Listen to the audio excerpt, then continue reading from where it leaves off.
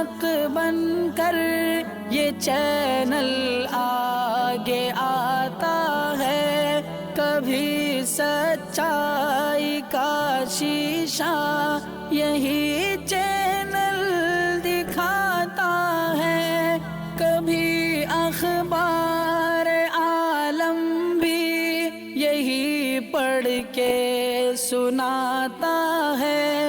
ناظرین گرامی السلام علیکم ورحمۃ اللہ وبرکاتہ۔ سیدھی بات کے تازہ ترین پرائم ٹائم میں آپ لوگوں کا استقبال ہے۔ ناظرین گرامی میں انصار عزیز ندوی اس وقت آپ لوگوں کے سامنے کچھ اہم ترین خبریں، کچھ وائرل ویڈیوز، کچھ تنقیدی تجزیے لے کر کے حاضر ہوا ہوں۔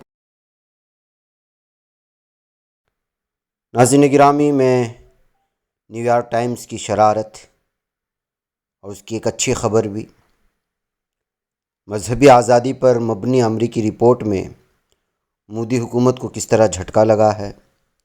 مہاراشٹرا میں لاک ڈاؤن میں ڈھیل دیے جانے کی بات سامنے آئی ہے کہ سوشل میڈیا پر بیٹے کو فروخت کرنے کا اشتہار اور ملزم گرفتار ہوا ہے۔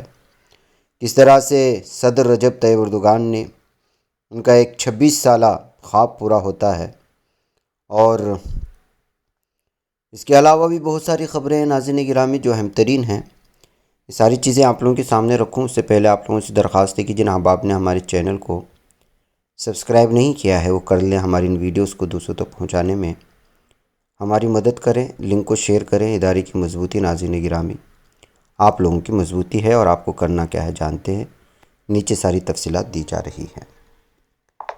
آئیے پہلی خبر کی جانب بڑھتے ہیں، اور سب سے پہلے میں یہ خبر آپ لوگوں کے سامنے رکھنا چاہتا ہوں کہ مذہبی آزادی کے نام پر جو رپورٹ اس وقت امریکہ سے آئی ہے اس میں مودی حکومت کو جھٹکا لگا ہے۔ جی ہاں، ہندوستان میں اقلیتی طبقے پر ہو رہے مظالم اور دلتوں کے استحصال کی خبریں لگاتار سامنے آتی ہیں۔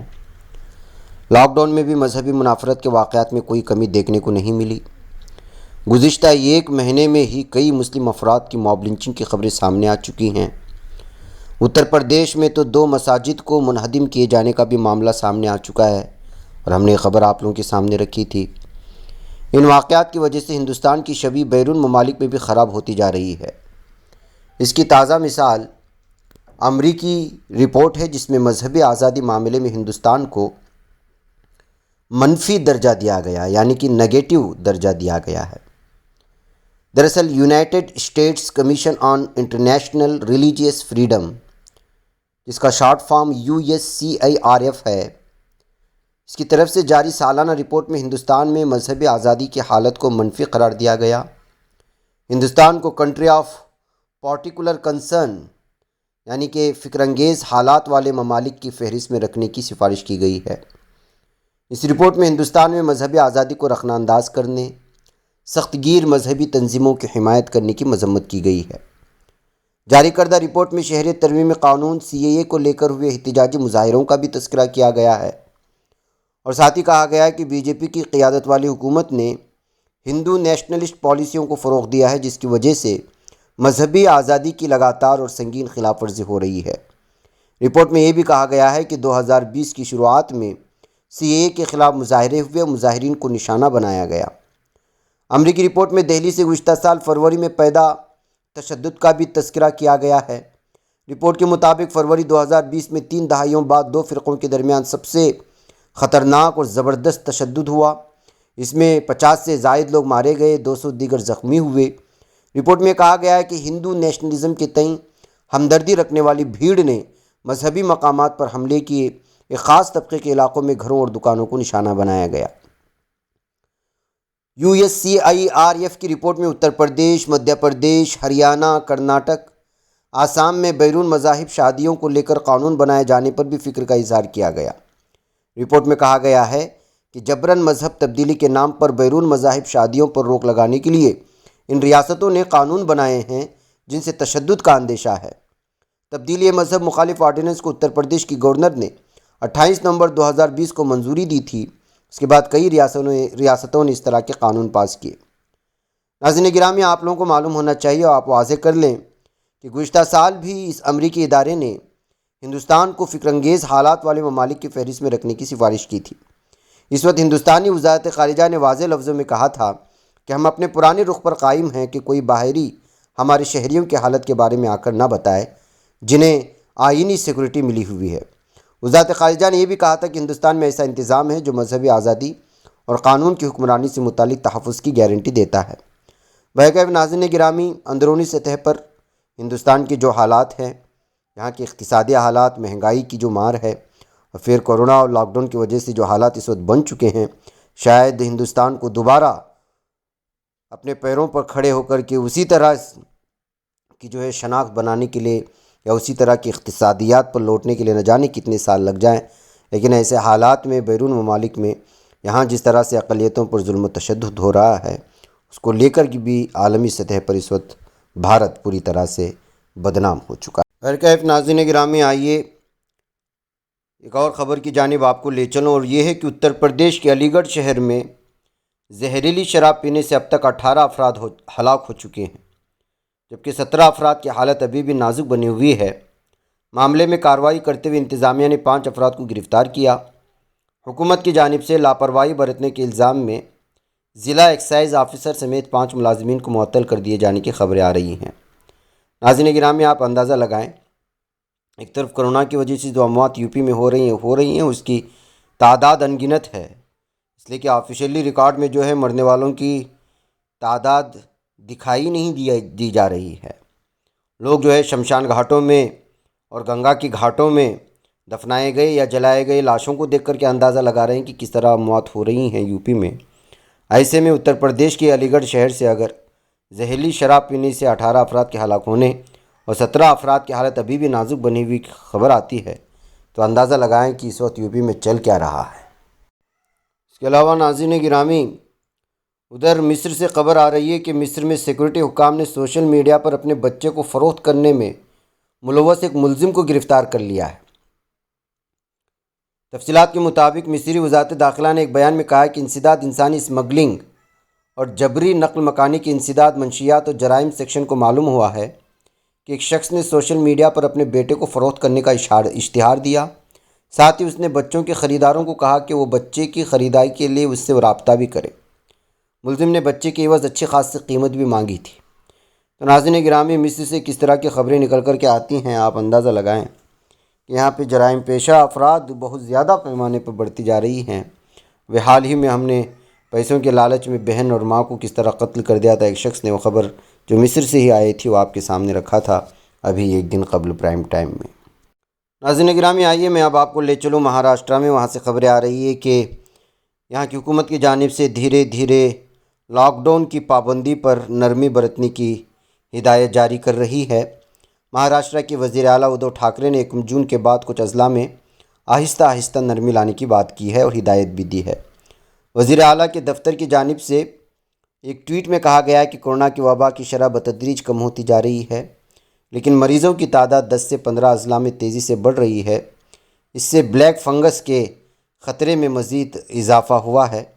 دراصل مرکزی حکومت نے کووڈ کنٹینمنٹ کے رہنما خطوط کو 30 جون تک بڑھانے کا بھی حکم دیا ہے۔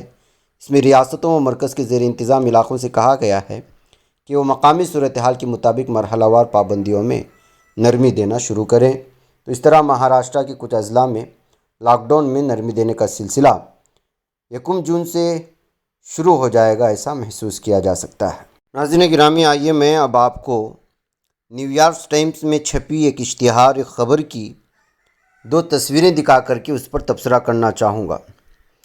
ایک طرف امریکی اخبار نیو یارک ٹائمز 66 فلسطینی بچوں کی تصاویر اپنے سر ورق پر شائع کی ہے، جس کی تصویر اس وقت آپ اسکرین پر دیکھ رہے ہیں، جو غزہ میں اسرائیلی فضائی حملوں کا شکار ہو گئے، اور لکھا ہے کہ وہ صرف بچے تھے۔ دنیا بھر میں مؤثر عوامی احتجاج کے نتیجے میں اس وقت وہ مغربی میڈیا جس پر تسلط اسرائیل کا ہے، وہ بھی اسرائیلی جارحیت کو بے نقاب کرنے لگا ہے۔ اس بات کو ہمیں ماننا چاہیے۔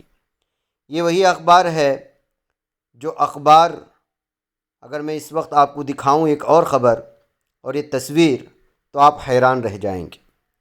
ایک طرف فلسطینی بچوں کے مرنے پر اسرائیلی جارحیت کو اجاگر کر رہا ہے، جس طرح کہ آپ نے اس کی پہلی تصویر میں دیکھا، ان تمام بچوں کی تصاویر کو بھی شائع کیا ہے۔ لیکن وہیں پر اسی اخبار میں ایک اشتہار چھپتا ہے جس میں محسوس کیا جا سکتا ہے کہ کس طرح وہ اسرائیلی جارحیت کو سپورٹ بھی کر رہا ہے۔ امریکہ کے مشہور اخبار نیو یارک ٹائمز میں شامل ہونے والے ایک اشتہار پر تنازع کھڑا ہو گیا، اور وہ اشتہار اس وقت آپ کی اسکرین پر نظر بھی آ رہا ہوگا۔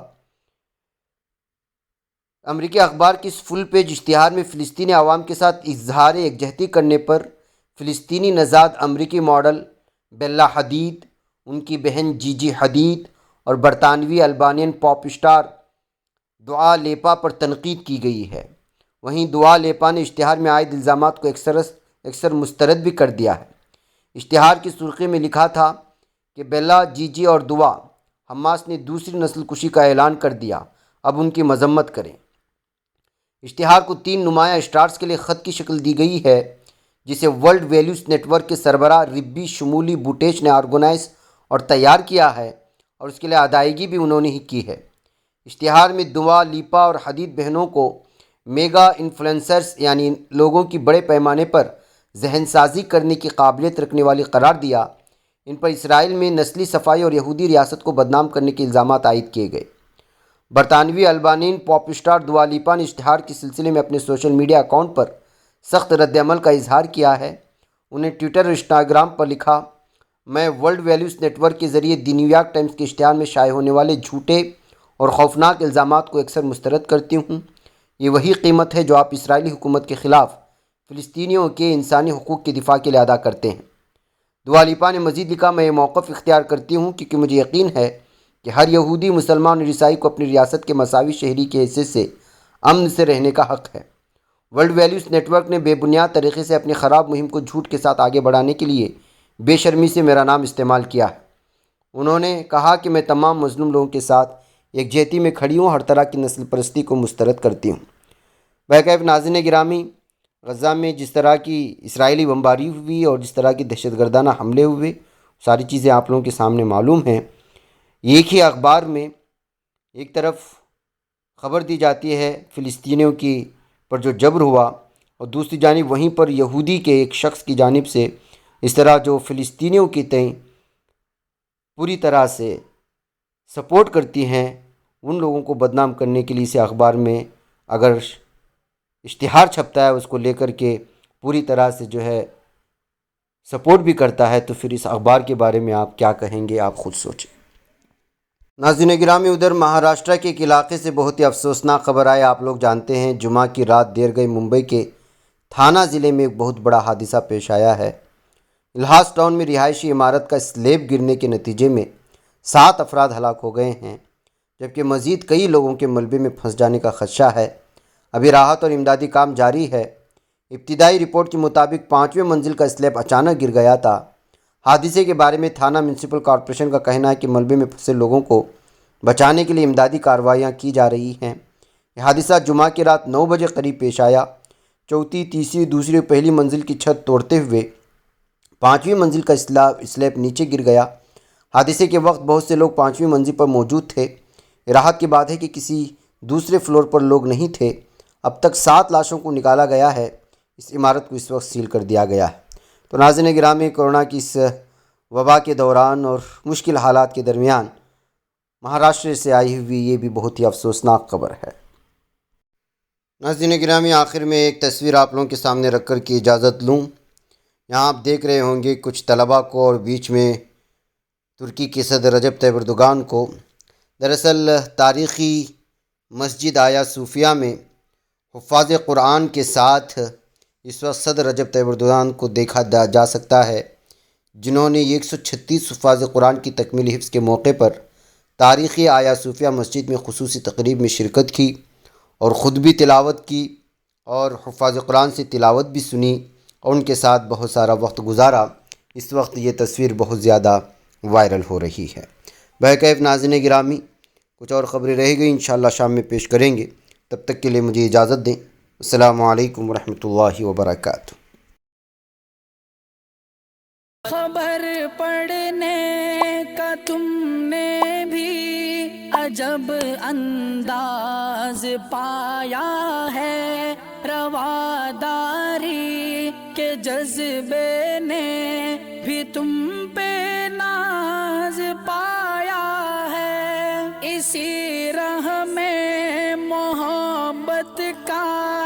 وسیع اعزاز پایا ہے، تمہیں ہر انجمن میں ہم نے تو ممتاز پایا ہے، تمہیں سے ہے ترقی پر عزیز انصار سیدھی بات، عظیمت جرأت و ہمت کا ہے اظہار سیدھی بات، عظیمت جرأت و ہمت کا ہے اظہار